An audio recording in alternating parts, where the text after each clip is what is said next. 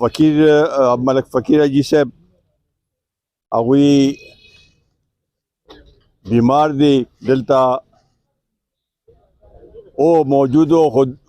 دوی ورته اصرار وکړ چې ته لاړ شه جوړ نو د هغه بچي ضیاء الرحمن سجاد فرمان خان او دا نن چې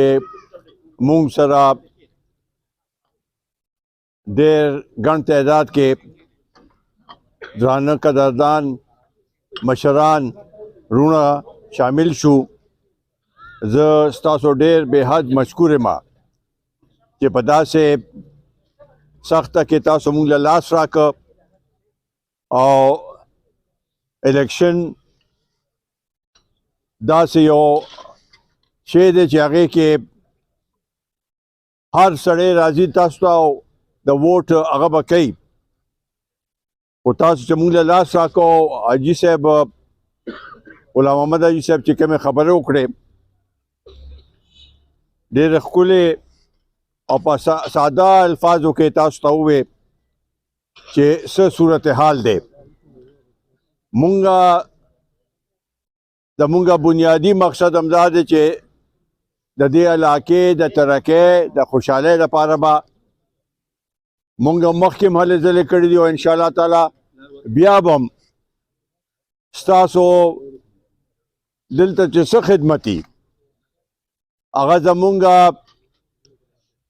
فرض دی او انشاءالله تعالی په هغې کې به څه کوتاهي نه راځي دې نه مخکې حیات محمد خان شیرپاو شهید هم د علاقې سره مینه وه د مشران یې پېژني او دا دوه درې ځله زه منتخب کړی وم او دا کم کارونه چې ما کړي دي هغه چا نه پټ نه دي خو تاسو موازنه وکړئ د نورو پارټو غلام محمد حاجي صاحب صحیح ووې خو هغوی څه کړي مخامخ دي کي راته څه کارونه خو هغوی کړي نشاندهي دې وکړي مونږ ورته په ښه هغې سره اوچته سترګو سره ویلی شو چې مونږ دا کړي دي دا کړي دي بجلي هم روسته دا ګیس هم روسته دی هر یو قسم کار دلته نادرا آفس هم جوړ کړی دی ګریډ سټیشن کې پاور بل ټرانسفارمر لګولی دی سړکونه هم جوړ کړي دي بندونه هم جوړ کړي دي دلته د مختلف قومونو هم په اف سی کې پلټونونه هغه کړي چې نوکرۍ خلکو ته میلو شي د دې د خلکو د روزګار مسله به هم د دې ځای چې کم دلته لوکل هغه نوکرۍ یا به ټول د دې علاقې د لوکل خلکو ته به میلاویږي بل چاته به نه میلاویږي دغسې د ممندو دا ډیم دی هغه د هغې ابتدا مونږه کړې وه اوس جوړیږي په هغې کې چې کم خلک کار کوي زیات د بار نه راغلي دي په کار دا چې دا ورکوټې نوکرۍ د علاقې خلکو ته ورکړی وي او دې لپاره به مونږ اواز اوچتو چې دا د دې علاقې د خلکو حق دی چې جوړ هم شي بیا هم د دې علاقې د څومره چې ورکوټې نوکرۍ دي ټول د دې علاقې خلکو ته به میلاویږي او دې لپاره به مونږ هر قسم قربانۍ ورکول ته تیار یو پنجاب کې او د نورو صوبو کې خو کارخانې دي سند کې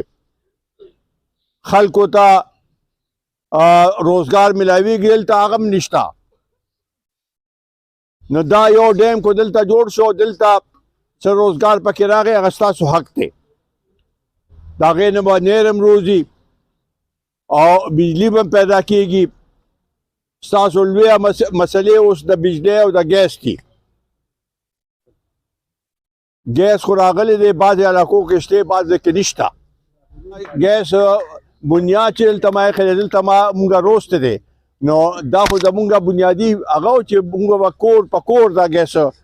رسوو چې کوم علاقې پاتې دي دا تسلي ساته انشاءالله تعالی دوی ته به ګیس میلاویږي او یو کور به ان شاء الله تعالی د ګیس نه پاتې کیږي. د بجلی مسله ستاسو دا فیډر دا مسله چې دا او دلته دا هغه بند کړی دی په دې کې مونږه خبره کوو او دا لوډ شیډینګ چې کم طریقې سره دا ظالمانه لوډ شیډینګ دی خلک یې بجلی پسې وترسوله ښکاري نه بجلی چاته دا د علاقې سره ظلم دی د دې علاقې د خلکو دا حق دی بجلی مونږه پیدا کوو ارزانه بجلی پیدا کوو او ټولو کې زیات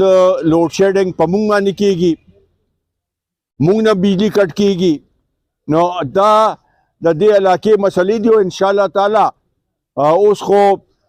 ګراني په خپل ځای باندې خو دا ګیس او د بجلی والا مسله ده ټولو د دې علاقې د ټولو خلکو دا مسله ده او همدې باندې به توجه ورکوو انشاءالله تعالی د تیر حکومت کو کول وستل 9 کاله په صوبه کې حکومت وکړو 4 کاله په مرکز کې وکړ او دا 4 کاله مرکز کې مو دلته حکومت وو نو دوی ته خو ډیر اسانه وا بنیاد مونږه خو پایپونه راغلیو ته دا کور په کور خور کړی وی دا ګیس نو دا نن به دا تکلیف نو مونږ به هم تعریف کړو چې او تاسو څه کړی دي چې تاسو څه کړي نه دي دامره مودم حکومت کو اوس وایي چې بیا مونږ له ووټ راکې او دې ځل به مونږ کار کو دا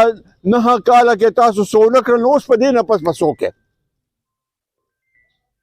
نو رونو انشاءالله تعالی تاسو دا هغه زمونږ وعده ده زمونږ دا خپل علاقه ده خپل مخوره ده او د دې خدمت کول دا زمونږ فرض دی او زمونږ هیڅ لالچ نشته صرف دا مغه دی